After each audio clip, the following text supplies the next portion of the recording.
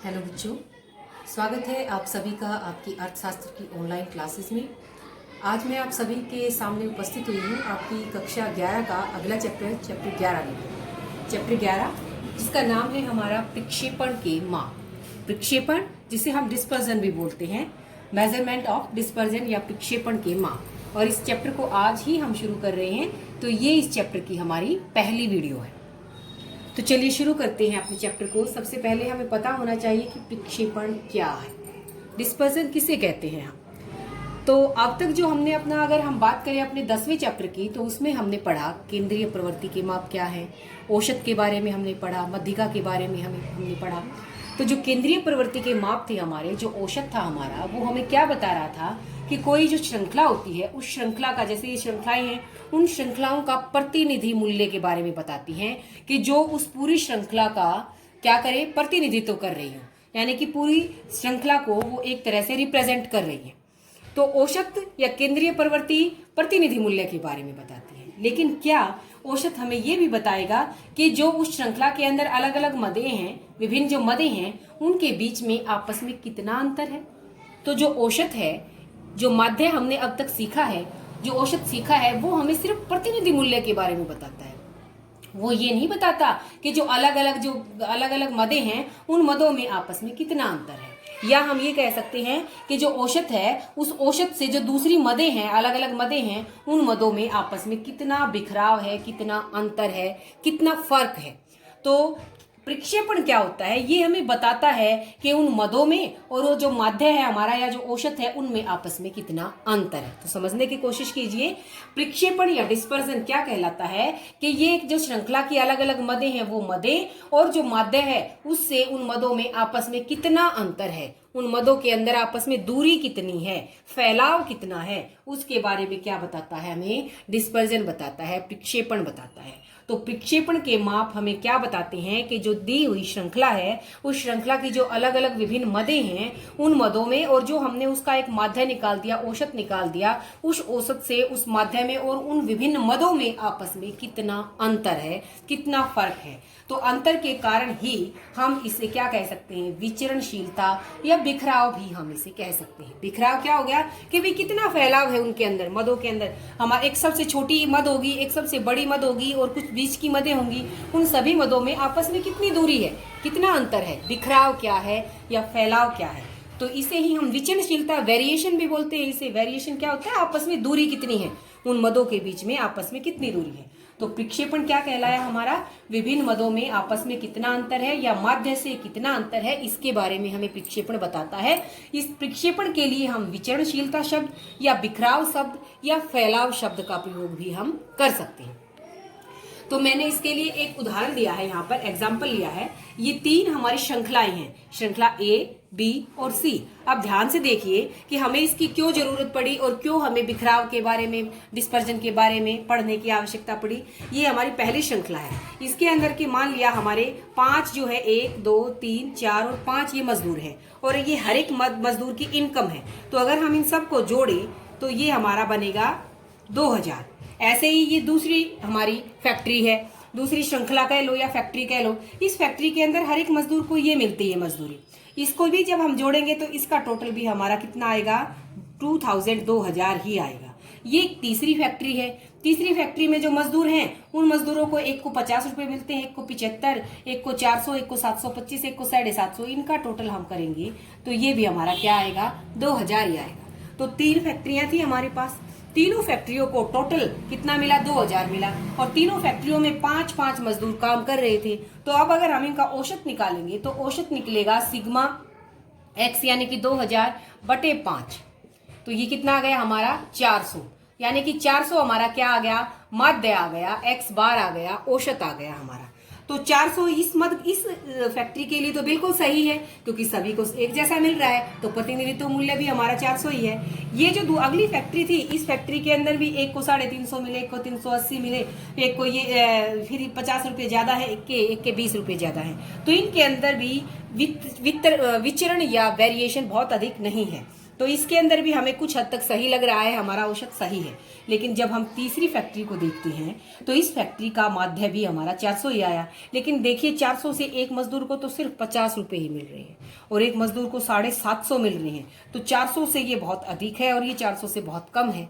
तो यहाँ पर अगर हम बात करें कि औसत या प्रतिनिधि तो 400 है, तो वो हमें कुछ हजम नहीं होगा, ठीक नहीं लगेगा हमें, क्योंकि कुछ मजदूर तो बहुत ही नीचे हैं उससे और कुछ उससे बहुत ही ऊपर हैं। तो ऐसी स्थिति में हम क्या कह सकते हैं कि जो माध्य होता है या जो औसत होता है उसने हमें सही जानकारी नहीं दी। क्या सही जानकारी नहीं दी? कि जो हमारी श्रृंखला थी, जो हमारी सीरीज है, उसकी बनावट के बारे में, उसके जो मदे हैं अलग अलग, उन मदों के अंदर आपस में क्या अंतर है, उस अंतर के बारे में ये हमें सही स्पष्ट जानकारी नहीं दे रहा। एक श्रृंखला हमारी बिल्कुल एक जैसी है, उसका भी हमारा औसत 400 आता है, और एक श्रृंखला की मदों में बहुत अधिक अंतर है, उसका औसत भी हमारा 400 ही आ रहा है। तो ऐसी स्थिति के कारण हमें क्या ज्ञात करने की जरूरत पड़ी? प्रक्षेपण के माप की जरूरत पड़ी, ताकि हमें ये सही ज्ञान हो सके कि विभिन्न मदों में आपस में अंतर कितना है। तो ये तो बात हुई प्रक्षेपण की। औसत की तुलना में हमें प्रक्षेपण की आवश्यकता क्यों पड़ी, या प्रक्षेपण के मेजरमेंट ऑफ जो मेजरमेंट ऑफ डिस्पर्जन है, हमें उसकी अलग से जरूरत क्यों पड़ी। अब देखते हैं कि जो ये डिस्पर्जन है इसके हम उद्देश्य के बारे में बात करते हैं। तो मेरे ख्याल से आपको समझ में आ गई होगी डेफिनेशन क्या है प्रक्षेपण के माप की, कि एक ऐसी श्रृंखला की जो अलग अलग मदें होती हैं, उन मदों में आपस में क्या अंतर है, या औसत से उन मदों की कितनी दूरी है, उसके बारे में हमें प्रक्षेपण बताता है, और इसे हम विचलनशीलता या बिखराव का भी कह सकते हैं।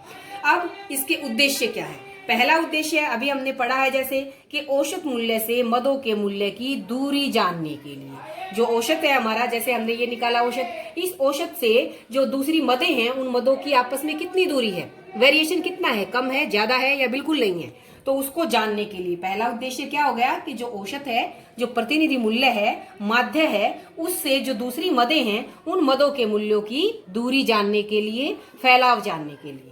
दूसरा उद्देश्य क्या है? एक श्रृंखला की बनावट का पता चलेगा। अगर डिस्पर्जन बिल्कुल ही नहीं है, वेरिएशन बिल्कुल नहीं है, तो इट मीन्स हमारी श्रृंखला ऐसी है, बिल्कुल सभी मदें एक जैसी हैं। और अगर बहुत अधिक है तो उसके अंदर हम इस तरह की बात भी कर सकते हैं। तो हमें डिस्पर्जन से, प्रक्षेपण के मापों से श्रृंखला की बनावट के बारे में पता चलता है। तीसरा उद्देश्य सीमा विस्तार ज्ञात करने के लिए। सीमा विस्तार क्या होता है कि जो श्रृंखला है हमारी, श्रृंखला की सबसे छोटी मद और सबसे बड़ी मद का अंतर। तो ये देखिए, जैसे ये मान ली थी, सबसे छोटी मद 50 हो गई, सबसे बड़ी 750 हो गई, तो सीमा विस्तार कितना हो गया? 700 का बहुत बड़ा गैप हो जाता है हमारा। और यहाँ पर सीमा विस्तार बिल्कुल ही नहीं है, 400 माइनस 400 यानी कि 0। तो अगला उद्देश्य क्या होगा प्रक्षेपण के माप का? सीमा विस्तार के बारे में जानने के लिए या उसे ज्ञात करने के लिए। चौथा उद्देश्य है दो या दो से अधिक श्रृंखलाओं की असमानता की तुलना करने के लिए। मान लिया हमारे पास दो श्रृंखलाएं हैं, दो से अधिक श्रृंखलाएं हैं, तो उनके बीच में जैसे ये ऊपर दे ही रखी हैं 3 श्रृंखलाएं हैं, तो इस श्रृंखला के अंदर हम कह सकते हैं कि प्रक्षेपण 0 है। यहाँ पर थोड़ा बहुत मिलेगा हमें और यहाँ पर हमें बहुत अधिक मिलेगा। तो 2 से अधिक जो हमारी श्रृंखलाएं होती हैं उनके बीच में आपस में असमानता कितनी है, उस कितनी असमानता को जानने के लिए और उनकी तुलना करने के लिए हम किसका प्रयोग करते हैं? प्रक्षेपण के मापों का। अगला है हमारा, क्या माध्य या औसत सही प्रतिनिधित्व कर रहा है अथवा नहीं। तो देखो हमें ऊपर पता चला, यहाँ हमारा माध्य बिल्कुल सही प्रतिनिधित्व कर रहा है। यहाँ भी हम कह सकते हैं कि सही कर रहा है काफी सीमा तक, लेकिन यहाँ हमारा माध्य बिल्कुल भी सही प्रतिनिधित्व नहीं कर रहा है। तो ये जानने के लिए कि क्या हमारा औसत या माध्य सही से प्रतिनिधित्व कर रहा है या नहीं कर रहा है, इसके लिए हम किसका प्रयोग करेंगे? प्रक्षेपण के मापों का प्रयोग करेंगे। तो ये हुई हमारी परिभाषा और ये उसके उद्देश्य। इसके बाद आता है कि जो प्रक्षेपण के हमारे माप हैं उन मापों को 2 भागों में बांटा गया है। पहला भाग है निरपेक्ष प्रक्षेपण के माप और दूसरे है सापेक्ष प्रक्षेपण के माप। तो चलिए निरपेक्ष के बारे में देखते हैं। निरपेक्ष क्या होता है? इसे हम एब्सोल्यूट बोलते हैं कि ये एक ऐसा माप है जो उन्हीं इकाइयों में व्यक्त होगा जिसमें हमारे मूल आंकड़े होते हैं। मूल यानी कि ओरिजिनल जो हमारे आंकड़े हैं उसी इकाई के अंदर ये हमारा माप भी उसी इकाई में होगा। मैं इसका एक एग्जांपल देती हूँ आपको। जैसे कि हम लंबाई को मापते हैं मीटर के अंदर, या फिर हम जैसे वजन को किस में मापेंगे? किलोग्राम के अंदर। तो ये जो माप है, ये जो निरपेक्ष जो मेजरमेंट है, ये मेजरमेंट उसी इकाई के अंदर होगा जिसमें हमारे मूल आंकड़े हैं। दूसरा, इसका प्रयोग हम कहाँ पर करते हैं, वहां करेंगे जहां पर हमारी जो दूसरी श्रृंखलाएं हैं उनसे हमें तुलना नहीं करनी हो, न करनी हो। तो ये अपने आप में ही होते हैं, इसका मतलब किसी मूल आंकड़े जो हैं उसी के अंदर व्यक्त होंगे। इट मीन्स जहां हमें किसी दूसरे से तुलना की जरूरत ना हो वहां पर हम इनका प्रयोग करते हैं। जबकि जो सापेक्ष आंकड़े होते हैं, सापेक्ष शब्द का अर्थ ही होता है कि दूसरे की अपेक्षा, यानी कि जहां हमें तुलना करनी होती है। तो जब दूसरों से हमें तुलना करनी होती है तो हम सापेक्ष मापों का प्रयोग करते हैं। निरपेक्ष माप का प्रयोग कहाँ होगा, जहां किसी से भी तुलना करने की जरूरत नहीं है। सापेक्ष माप का प्रयोग कहाँ होगा, जहां दूसरों से तुलना करने की आवश्यकता हो। तो जब तुलना की जाती है तो हम क्या करते हैं, वहां अनुपात के अंदर या प्रतिशत के रूप में हम अपने मापों को प्रकट करेंगे। तो अनुपात और प्रतिशत से ही हम उनका आपस में तुलना करेंगे।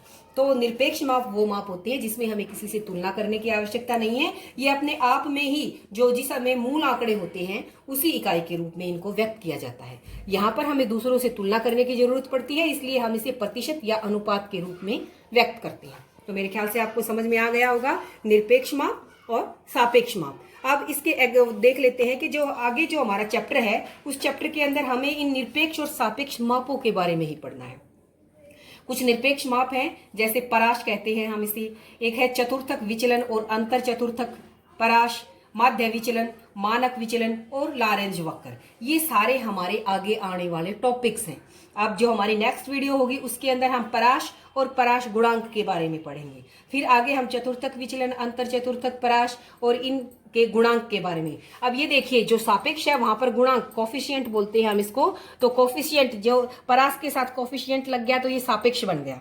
इस चतुर्थक विचलन के साथ भी कोफिशिएंट गुणांक लग गया तो ये भी हमारा क्या हो गया, सापेक्ष माप हो गया। तो ये मैंने यहाँ पर सिर्फ इनके नाम बताए हैं। ये हमारे कुछ सापेक्ष माप हैं और ये कुछ हमारे निरपेक्ष माप हैं। इनके बारे में डिटेल से एक एक करके हम अपनी आगे आने वाली वीडियोस के अंदर पढ़ेंगे।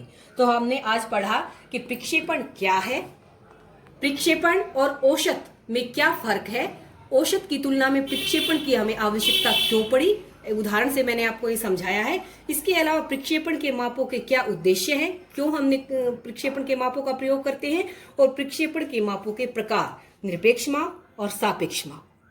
तो आज के लिए इतना काफी है।